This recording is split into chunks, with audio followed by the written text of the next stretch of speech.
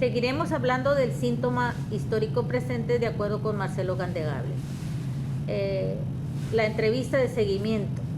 La primera prescripción es la más importante de las adoptadas en homeopatía. La prescripción de seguimiento muy probablemente sea la más difícil porque implican juicios mucho más complejos, requiere de más conocimiento, más sensibilidad y más juicio por parte del homeópata. Exige la complejidad en cada caso en lo individual.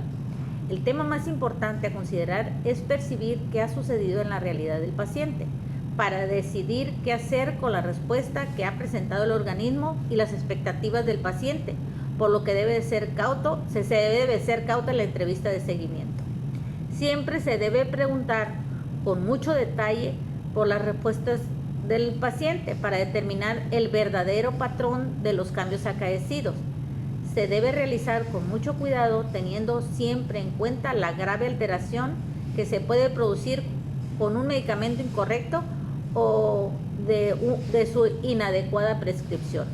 Es importante definir que la segunda prescripción es la que sigue a un medicamento que ha actuado, no necesariamente es la segunda prescripción administrada.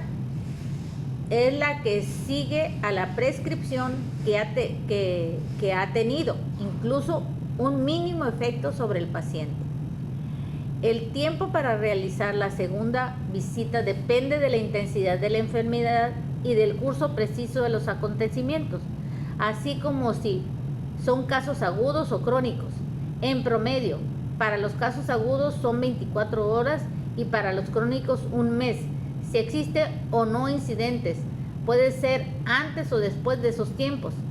En los casos crónicos puede llevar más tiempo la reacción al medicamento, hasta puede llegar a 2 meses. Por lo que es importante recordar que no es necesario administrar un medicamento en cada visita.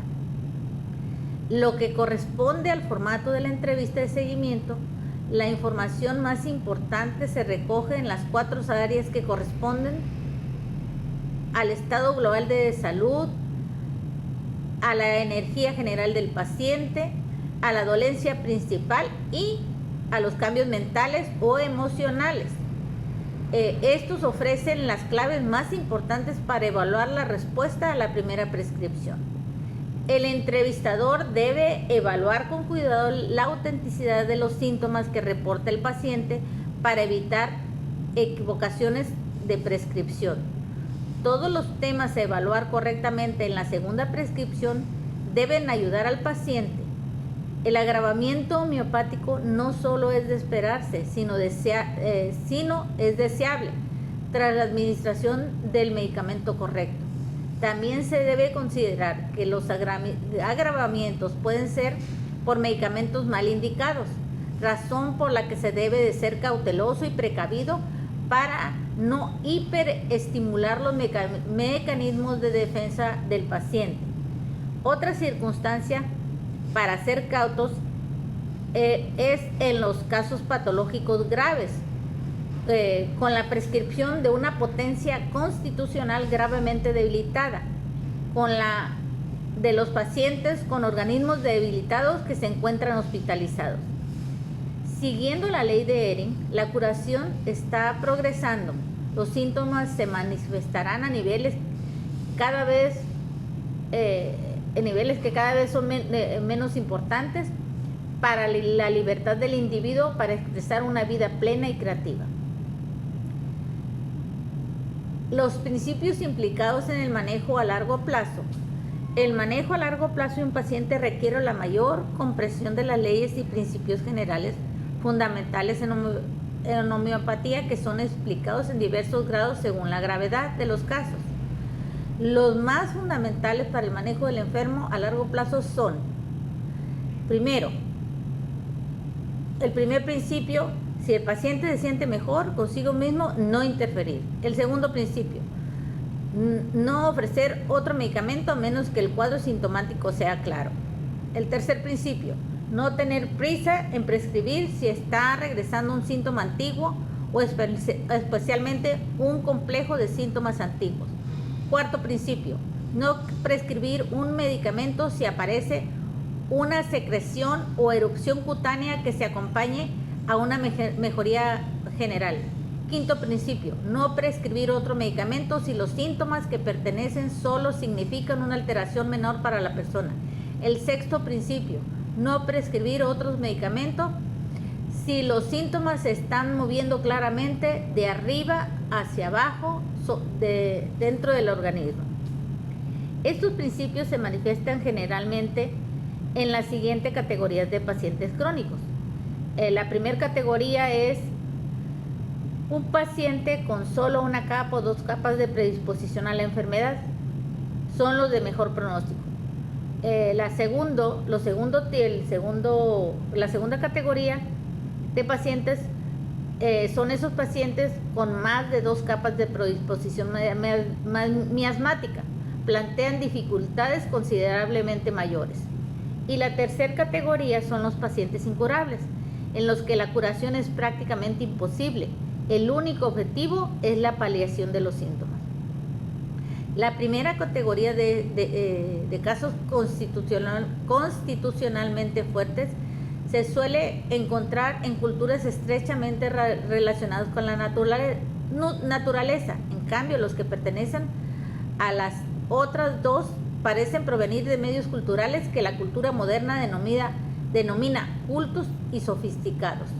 Los enfermos crónicos que pertenecen principalmente a las primeras dos categorías podrán recuperar su salud si su mecanismo de defensa era fuerte hasta la aparición de la enfermedad y que sus influencias miasmáticas sean débiles.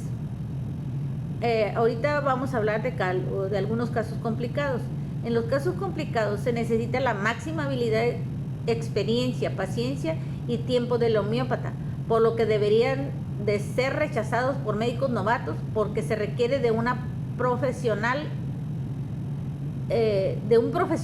capaz de manejar las confusiones y complicaciones que presenta el enfermo y pudiera malograr su recuperación. En esta plática solo se considerarán tres categorías de casos que se presentan desde el principio con problemas muy complicados. Primero, los casos homeopáticamente desordenados. Segundo, casos alopáticamente desordenados o suprimidos. Y tercero, los casos en una situación terminal. Los casos homeopáticamente desordenados son pacientes que llevan años de tratamiento homeopático sin beneficio significativo. Sus mecanismos de defensa están tan gravemente alterados que encontrar la serie de medicamentos correcta e interpretar sus acciones con precisión puede ser tarea casi imposible. Son los más difíciles de tratar. Se pueden dividir en dos categorías: los curables y los incurables. Los casos alopáticamente desordenados o suprimidos son cuando los fármacos alopáticos son relativamente débiles o solo se toman ocasionalmente. Es factible tomarlos, debiendo retirarlos y esperar 15 o 30 días antes de recoger el caso homeopático completo. El plazo es para permitir tiempo suficiente para que se aclare la imagen por completo del caso y tratarlos homeopáticamente.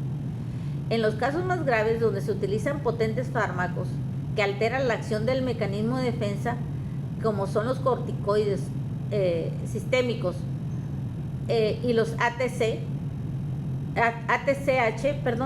solo deben ser atendidos por homeópatas muy experimentados y también que tengan amplios conocimientos alopáticos. Se recomienda no tomar estos casos por los riesgos profesionales y legales que implican. Y los terceros son los casos en situación terminal. Estos pacientes se pueden aceptar por el médico homeópata siempre respetando las limitaciones legales, pero solo se puede esperar la paliación. En mi opinión, estos temas son importantes y es importante conocer esta información porque nos ilustran acerca del manejo que se da a todos estos casos y los riesgos que conlleva tratarlos. Eso nos hace conscientes de lo que implica tomar estos casos, que pudieran ser curados con homeopatía, pero que se requiere de un expertise muy avanzado también de la medicina tradicional, es decir, de la alopatía y de sus especialidades, para saber cómo tratarlos y reconocer en su momento qué hacer en la evolución o inconvenientes que presenten los enfermos, por lo que considero que debemos de propugnar porque se formen hospitales homeopáticos para que estos casos sean tratados en un entorno seguro para los pacientes.